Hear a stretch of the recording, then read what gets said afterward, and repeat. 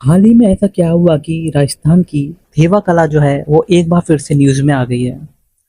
और हम ये अच्छे से जानते हैं कि जो आर्ट एंड कल्चर का जो पोर्शन होता है वो यूपीएससी हो चाहे स्टेट पीसीएस हो एसएससी हो या कोई अन्य एग्जाम हो, उसमें कितना महत्वपूर्ण योगदान देता है।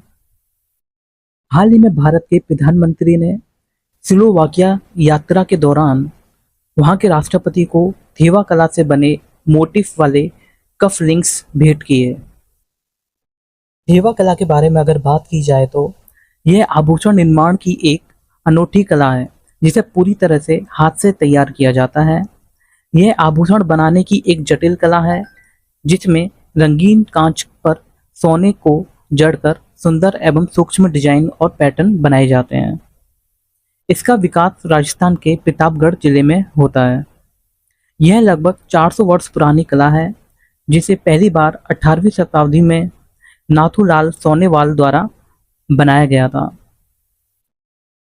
थेवा कला को वर्ष 2014 में जीआई टैग से सम्मानित किया गया था।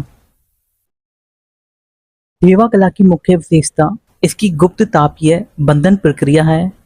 इसमें हाथ से उकेरी गई 30 कैरेट सोने की पन्नी को बिना किसी गोंद, शोल्डर या चिपकने वाली सामग्री के बिना बहुरंगी कांच के आधार पर स्थायी रूप से जोड़ा जाता है।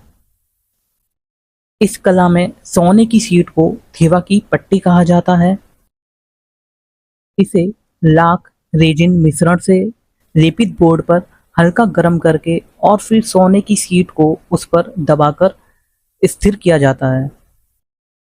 उसके बाद लाख रेजिन से ढके बोर्ड पर रखी गई सोने की शीट को काट छाट कर उसमें खुली हुई नक्काशीदार आकृतियां बनाई जाती हैं जिससे जटिल और आकर्षक डिजाइन तैयार होती है। इस डिजाइन निर्माण में मुख्य रूप से शाही जीवन के दृश्य, हाथी, हिरण और शेर के साथ शिकार के दृश्य, पौराणिक चित्र, मोर, फूल, शाही विवाह आदि जैसे दृश्य बनाए जाते हैं। ये जो कला है पूरी तरह से हाथ से बनाई जाती है।